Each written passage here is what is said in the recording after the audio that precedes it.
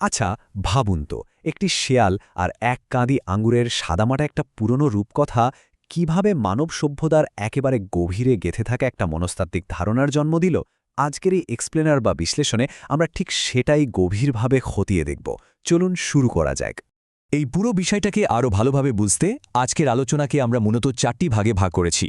1. রূপকথা আর প্রবাদ। 2. টক আঙুরের মনস্তত্ত্ব। 3. যুগের সাথে অনুবাদের বদল এবং 4. বিশ্বজুড়ে এর সাংস্কৃতিক প্রভাব। তো মূল প্রশ্নটা আসলে কি? প্রশ্নটা হলো মানুষের মন কিভাবে অসাধ্য বা অধরা জিনিসের সাথে মানিয়ে নেয়। যখন আমাদের তীব্র আকাঙ্ক্ষার সাথে রূঢ় বাস্তবতার একটা বড়সড় ধাক্কা লাগে, তখন আমরা কি করি?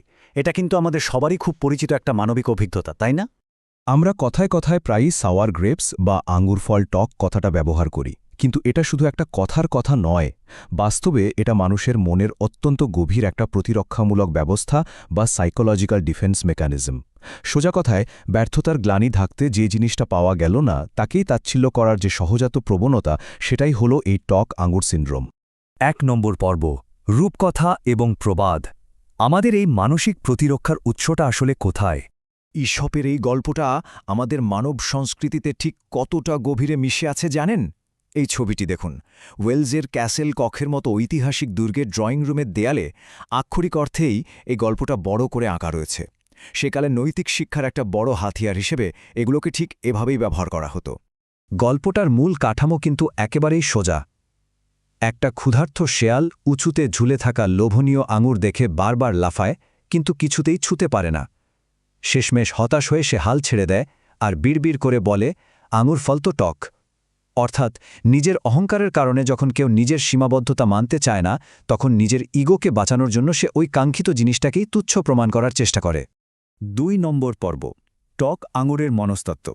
যখন বাস্তবতার সাথে আকাঙ্ক্ষার সরাসরি সংঘাত হয়, তখন আসলে কি ঘটে? ঠিক এখানেই কগনিটিভ ডিসঅনেন্স বা জ্ঞানীয় অসঙ্গতি নামের একটা দারুণ মনস্তাত্ত্বিক ধারণার দেখা মেলে। সাইকোলজিস্টরা শেয়ালের ওই প্রতিক্রিয়াটিকে বলেন অ্যাডপটিভ প্রেফারেন্স ফরমেশন, অর্থাৎ মনের ভেতরের অস্বস্তি কমানোর জন্য নিজের বিশ্বাস বা পছন্দকেই রাতারাতি বদলে ফেলার এটা একটা ক্লাসিক উদাহরণ। আচ্ছা, বাস্তবে এটা ঠিক কিভাবে কাজ করে? আইআইটি কানপুরে এই বিষয়ে একটা দারুণ এক্সপেরিমেন্ট হয়েছিল। গবেষকরা দেখতে চেয়েছিলেন মানুষের এক্সপেকটেশন বা প্রত্যাশাকে একটু এদিক ওদিক করে দিলে কোনো জিনিসের মান সম্পর্কে তাদের ধারণাও কি বদলে দেওয়া সম্ভব। এই ডেটাটা একটু খেয়াল করলেই কগনিটিভ ডিসোনেন্স চোখের সামনে একেবারে স্পষ্ট হয়ে উঠবে। এখানে টেস্ট গ্রুপ বা পরীক্ষামূলক দলের সদস্যদের আগে থেকেই বলে দেওয়া হয়েছিল যে দ্বিতীয় ভিডিওটার রেটিং খুব একটা ভালো নয়, অথচ ভিডিওটা কিন্তু আসলে অসাধারণ ছিল। ফলাফল কি হলো? যখন গবেষকের ওই নেতিবাচক কথার সাথে ভিডিওটির চমৎকার মানের একটা সংঘাত তৈরি হলো, তখন টেস্ট গ্রুপের সদস্যরা নিজেদের মনের দ্বন্দ্ব মেটাতে নিজেদের বিশ্বাসটাই বদলে ফেললেন। আর হ্যাঁ, অসাধারণ হওয়া সত্ত্বেও তারা সত্যি ওই ভিডিওটিকে বেশ কম রেটিং দিলেন। এবার চলে যাচ্ছি তৃতীয় পর্বে, যুগের পর যুগ অনুবাদ। শতাব্দীর পর শতাব্দী ধরে কিভাবে এই মূল টেক্সট বদলেছে সেটাই এখন দেখব। 1484 সালে উইলিয়াম ক্যাক্সটনের সময় থেকে শুরু করে 1912 সালে ভার্নন জোন্স পর্যন্ত এই দীর্ঘ 400 বছরেরও বেশি সময়ের 4টি প্রধান ইংরেজি অনুবাদ যদি আমরা পাশাপাশি রাখি, তাহলে ইংরেজি ভাষা আর সামাজিক মূল্যবোধের এক অভাবনীয় বিবর্তনের চিত্র আমাদের চোখের সামনে ফুটে ওঠে। এখানকার সবচেয়ে ইন্টারেস্টিং ব্যাপারটা হলো ভাষাগত পার্থক্যটা। বাঁদিকে দেখুন, পঞ্চদশ শতাব্দীতে উইলিয়াম ক্যাক্সটনের বেশ খসখসে আর সরাসরি মধ্যযুগীয় ইংরেজি। তিনি আঙুরকে আক্ষরিক অর্থেই রেইজেন্স বা কিসমিস বলে অনুবাদ করেছিলেন। আর ডানদিকে 19বিংশ শতাব্দীতে থমাস জেমসের অনুবাদটা একবার দেখুন, কি চমৎকার, মোহনীয় আর বর্ণনামূলক ভিক্টোরিয়ান গদ্য। এখানে আসলে ঘটেছিলটা কি?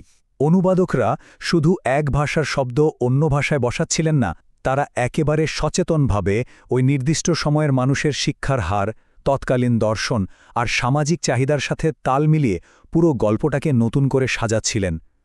ক্যাক্সটনের যুগে যেটা ছিল স্রেফ প্রাপ্তবয়স্কদের জন্য কড়া নৈতিক শিক্ষা, জেমসের যুগে এসে সেটাই হয়ে দাঁড়াল শিশুদের জন্য উপযুক্ত চমৎকার এক নীতিমালা। আমাদের শেষ পর্ব, বিশ্বজুড়ে এর সাংস্কৃতিক প্রভাব। এই অধরা ফলের ধারণাটা সারা বিশ্বে কিভাবে খাপ খাইয়ে নিয়েছে, চলুন দেখি। মজার ব্যাপার হল, ভৌগোলিক অবস্থান অনুযায়ী এই ফলের ধরনও কিন্তু পাল্টে গেছে। যেমন ধরুন, স্ক্যান্ডিনেভিয়ার মতো উত্তর অক্ষাংশের দেশগুলোতে আঙুর মোটেও সহজলভ্য কোনো ফল নয়। তো তারা কি করল? তারা গল্পের শেয়ালকে দিয়ে টক আঙুরের বদলে সেখানকার স্থানীয় টক ফল রোয়ানবেরি নিয়ে অভিযোগ করালো। শুধু কি ফল, গল্পের ভেতরে থিমও পাল্টেছে। ফ্রান্সে লা ফন্টেনের সংস্করণে ফ্রান্সি শব্দ আনড্রাইপ বা কাঁচা কথাটিকে একটা দারুণ দ্বৈত অর্থে ব্যবহার করা হয়েছিল। সেখানে আঙুরকে একটি অপ্রাপ্তবয়স্ক মেয়ের রূপক হিসেবে দাঁড় করিয়ে মানব সমাজের প্রেম নিবেদনের জটিলতা নিয়ে রীতিমতো ব্যঙ্গ করা হয়েছিল। তাহলে সব মিলিয়ে ব্যাপারটা কি দাঁড়াচ্ছে? একটি শেয়ালের এই অতি প্রাচীন গল্পটি আসলে আমাদের প্রাত্যহিক জীবনের উচ্চাকাঙ্ক্ষা, অহংকার আর হতাশার এক নিখুঁত আয়না। আমরা কেন বারবার আমাদের ধরাছোঁয়ার বাইরের জিনিসগুলোর এত সমালোচনা করি? কেন মিথ্যে সান্ত্বনা খুঁজি? ব্যবসা থেকে শুরু করে ব্যক্তিগত জীবন, সবখানেই নিজেদের তৈরি করা এই বিভ্রমগুলো বোঝার জন্য এই গল্পটা আজও সমানভাবে প্রাসঙ্গিক। আলোচনার একদম শেষ পর্যায়ে এসে চলুন নিজেদেরকে একটা প্রশ্ন করি। শেষ কবে আমরা এমন কোনো জিনিসকে তুচ্ছ তাচ্ছিল্য করেছিলাম যেটা আমরা আসলে মনে মনে ভীষণভাবে পেতে চেয়েছিলাম? একটু ভেবে দেখুন তো, আমাদের মন কতবার ওই শিয়ালের ভূমিকা পালন করে, আর আমরা ঘুণাক্ষরও টের পাই না যে আমরা নিজেদের সাথেই প্রতিনিয়ত কি দারুণ ছলনা করে চলেছি।